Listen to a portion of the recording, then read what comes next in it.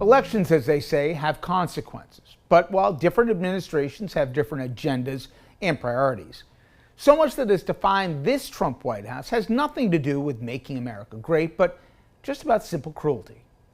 As Trump readies to hand out trillions in tax breaks for the wealthiest among us, where he's chosen to find pennies on the dollar in savings speaks volumes about what he stands for. Now, one of his first acts as president this year, you may remember, was to cut funding for U.S. aid. While every expert on international relief agreed it was an unqualified success and before Trump was president had bipartisan support on the Hill, it most importantly saved countless lives with emergency food, medicine to stop spreads of diseases like measles and malaria, and treatment that stopped the spread of AIDS throughout the African continent.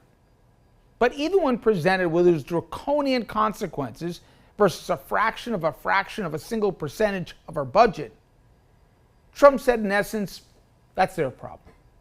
On immigration, Trump did promise major deportations, but when the people getting rounded up weren't violent criminals as promised, but instead parents at the school drop-off line or tricking others to show up to the courthouse for a hearing on their citizen status and then shipping these people off without a warrant, due process, or even notifying their families, this was clearly a policy intended to hurt people, not to protect our country.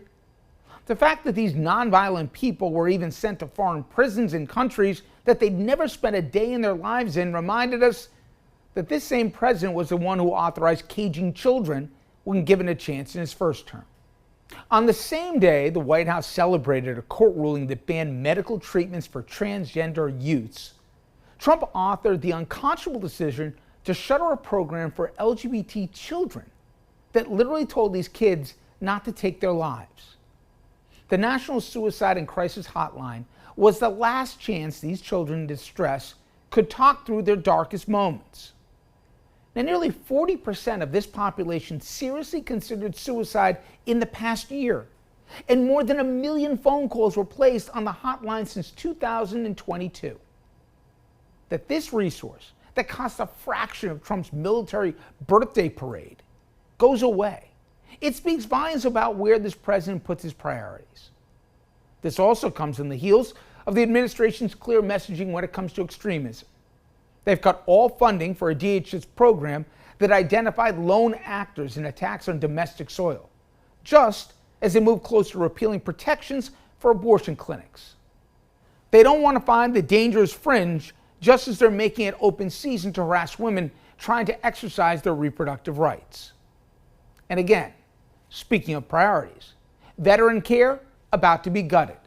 Medical coverage for seniors and children and more than 10 million Americans who rely on Medicaid goes away, just as school lunches and Head Start vanish as well. All for tax cuts for billionaires. It's not just misplaced priorities. It's a conscious pattern of exacting pain on the people who suffer the most. It's cruelty, my friends, pure and simple.